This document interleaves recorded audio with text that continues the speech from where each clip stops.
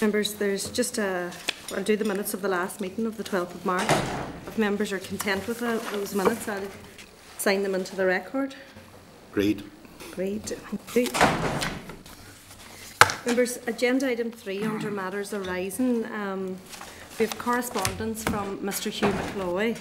And it's pages 11 to 15 in your packs.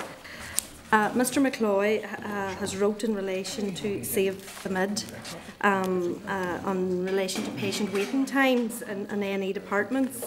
I also raises a number of issues with regard to figures provided by the Department of Health in terms of the capacity of A&Es to cope with patient numbers, the acute care model applied, and whether waiting time figures are being manipulated. As I say, pages 11 to 15. Chairperson, can I suggest that, rather than giving a total hearing in terms of what he believes is the outcome, that we actually just ask the Controller and Auditor General to look at it and let him look at it with his view, as opposed to yes. we all are familiar with this guy, and he's a campaigner, and I think there's nothing wrong with campaigning where you believe in a subject, but I think the more we read what he's saying on the public record before we get it substantiated, I think it's unfair to everyone. So I think the Controller and Auditor General. Kieran, do you want to come? Yeah. Members, just for your information, we considered similar correspondence from Mr. McCloy back in June of last year. So, Kieran, do you have any comments to make on the correspondence? Yeah, well, I'm more than happy to look at the figures, and I suppose these are particular figures in this are January 2014.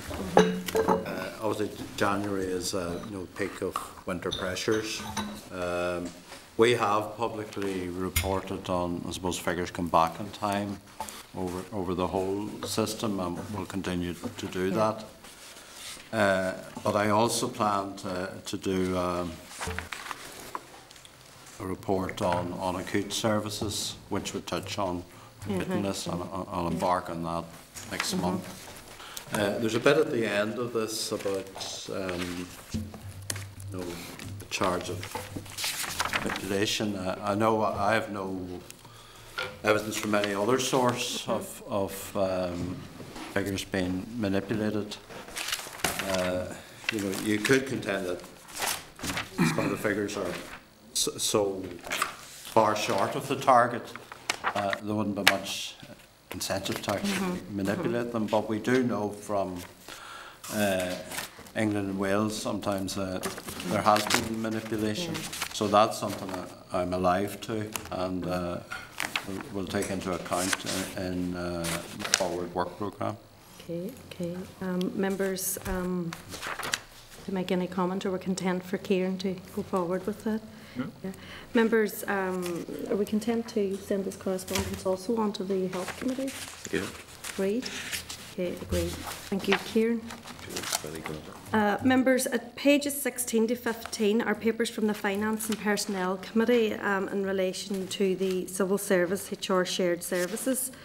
The correspondence relates to commissioned research on the shared service deliverable HR Connect, and the Finance and Personnel Committee has asked that we forward the associated research paper to the Audit Office for information, and it is for information to ourselves and to further it on to Kieran. Do members or yourself, Kieran, want to make any comment on the paper? Or are you content to note it? No, it is an interesting paper, Chair, and there's some points in this paper which are very similar to the points we were making and the committee will be making in its report on account NI. So the HR is government is similar features. I think your draft report is up, in the next few weeks, and when we're looking at your draft report, it might be worth considering whether any of the recommendations are more generic, go wider than account NI, and would read across to other shared services. So there is a lot of commonality in issues. The big point coming out in this report is the lack of baselines to actually judge performance. It's exactly the same.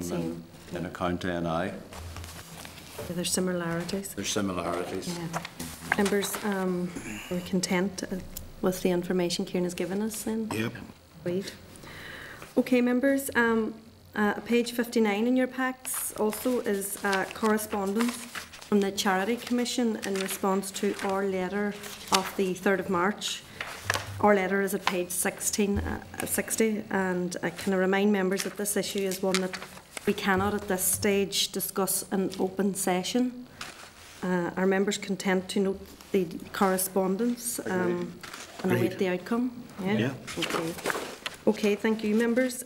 Members, also at page 61 in your packs is correspondence from the Assembly's Information Standards Officer in relation to a request for information pursuant to a Freedom of Information Act that relates to our May 2012 report on the Bioscience and Technology Institute. Are members content to note that correspondence at page 61? Yep. And that we revisit this request when the response has been drafted? Yeah. Agreed. Yeah.